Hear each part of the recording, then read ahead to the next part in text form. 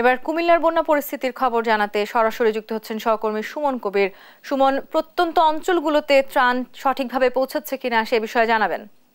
জি তন্নি, আপনি যেটা বলছিলেন আসলে প্রত্যন্ত অঞ্চলে আসলে যে ত্রাণের কথা যেটা বলেছেন, আসলে ত্রাণ ওইভাবে পৌঁছানোর জন্য যেটা করার দরকার ছিল আসলে সেটা হচ্ছে না। আমি একটু বেশি জানিয়ে রাখি, কুমিল্লার প্রতিটি গ্রামে আমরা কম বেশ ঘুরে চেষ্টা করছি গত কয়েকদিন যাবত। আসলে প্রত্যন্ত অঞ্চলে ত্রাণ পৌঁছানোর জন্য আপনার যে নৌকা এবং স্পিডবোট ট্রলার প্রয়োজন ছিল আসলে সেটা অপ্রতুল। সেই কারণে আসলে এই ধরনের ত্রাণ মহাসড়কের আশেপাশে যে আশ্রয়কেন্দ্রগুলো আছে সেখানে আসলে সকলে দিয়ে যায়। তবে আমি একটু কথা বলার চেষ্টা করবো।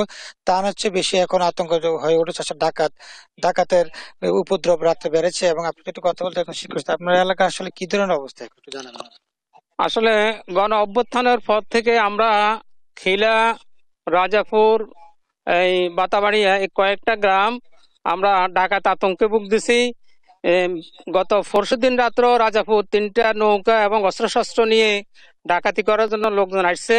হ্যাঁ, মানুষের ধাওয়া কারণে তারা চলে গেছে, কিন্তু কারো ক্ষয়ক্ষতি করতে পারে নাই।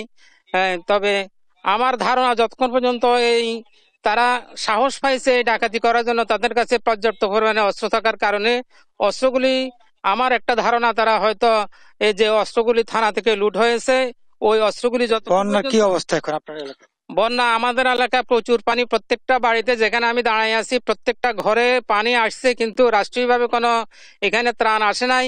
আমরা সমাজের পক্ষ থেকে সমাজবাসীগণ বা যারা বিত্তবান আছে তাদের সহযোগিতা মোটামুটি আমরা যতটুকু সম্ভব সহযোগিতা করতেছি, কিন্তু রাষ্ট্রীয়ভাবে এখনো আমার নজরে পড়ে নাই যে কেউ এখানে ত্রাণ দিয়েছে। কিন্তু আমরা এই ডুবো ডুবো অবস্থায় আছি মোটামুটি এই কয়েক গ্রামের মানুষ।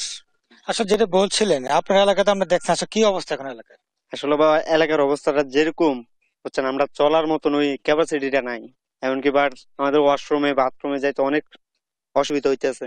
এমনকি এই এলাকায় এমনি দেয়, আমাদের এলাকার কিছু ড্রাইভার আছে তারা আমাদের একটু হেল্প করে, তবে বাইরে থেকে কোনো টান এখনো আসে নাই।